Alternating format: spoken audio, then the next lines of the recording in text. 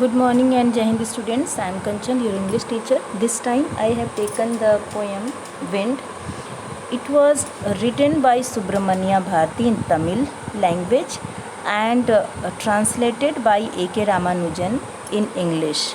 So Subramania Bharati was a great Tamil poet, famous for his patriotism in the pre-independence era. A.K. Ramanujan is a Kannada and English poet well known for his translation of classical and modern poetry. So in this poem, the wind has been described as a strong and disastrous when it is in speed.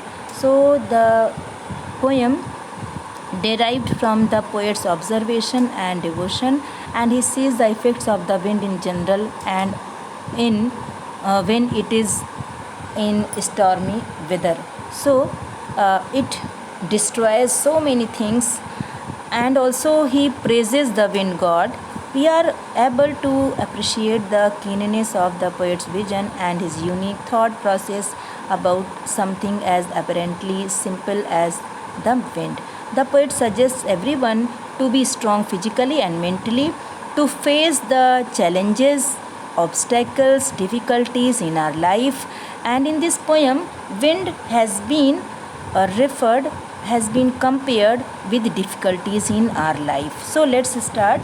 So in these lines, the poet is requesting the wind to blow softly, means he is requesting the wind to blow softly and asking not to blow so strong that it breaks down the shutters of the windows, and also it scatters the papers here. Don't break the shutters of the windows, don't scatter the papers, because it makes the papers scattered, and the papers they scatter here and there.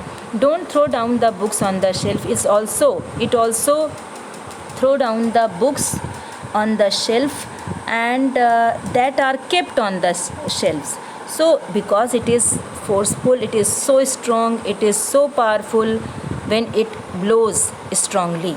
So the poet is requesting the wind to blow very soft, in a very soft way, in a very soft manner, not in a very strong way.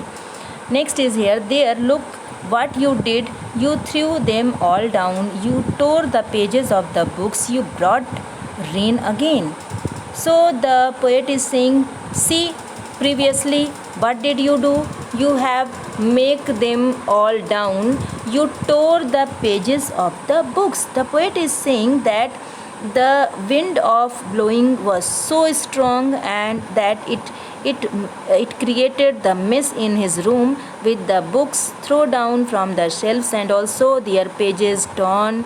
He sees outside and tells the wind that also it had brought rain. So these things the wind had done previous night. So you are very clever at poking fun at weaklings. Frail means weak. Crumbling means again weak, and weak houses, crumbling doors, crumbling rafters, crumbling wood, crumbling bodies, crumbling lives, crumbling hearts. Again the poet is saying that wind, when you are here when you blow in a strong way, then poking means making fun of, weakling means weak bodies, people, frail means weak, crumbling means destroying, breaking. Now rafters means sloping beams, supporting of a roof, to supporting beams to support a roof. Wind god means here all kinds of wind, symbolism of all kinds of wind. Winnows means separating weak from strong.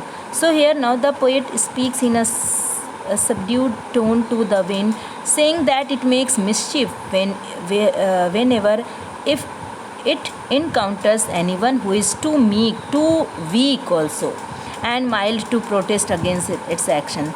So it tears down doors, means it breaks down doors, rafters, even wooden houses, if they are weak. Also it breaks down the doors which are not fixed firmly, and also rafters, if they are weak, it may break down. Crumbling wood, it also break down it. And crumbling bodies, weak people, it breaks down. It means it makes them to be disheartened. And crumbling lives, it also breaks down their lives. So we have to be very strong, and the poet is requesting that we have to fix the doors and to make the houses strong. The wind god winnows and crushes them all. Here winnows means, I am showing you, winnows means this is here, this is process where grains are got separated from their husk, and this is the process, this is winnowing, जिसको पछोरना भी कहते हैं, जहाँ पर अनाज को या गेहूँ को, बीट को उसके छिलके से अलग किया जाता है. So this is winnowing. The wind god winnows and crushes them all. He won't do what you tell him. So come, let's build strong homes. Let's join the doors firmly. So the poet is requesting all the people to be strong enough mentally, physically, and to fix the doors firmly, so that wind cannot break them down. Wind cannot make them shackled, and also they must be fixed. Practice to form the body, make the heart steadfast. We have to be not to be disheartened by anyone. Do this and the wind will be friends with us. The poet is saying if we are strong enough, the wind will be our friend, because it supports the people who are strong, and it breaks down, it affects, it harms those people who are weak. So we have to be strong mentally and physically. He makes strong fires roar and flourish. Whenever there is fire and its flames are raising high and high, then it supports. तो जहाँ कहीं भी आग बहुत तेज़ जल रही है, तो विंड जो होती है अपने तेज़ स्पीड में it supports the flames to raise high and high. It flourishes it. It roars. It makes the flames roar. So it supports the people who are strong and who are powerful.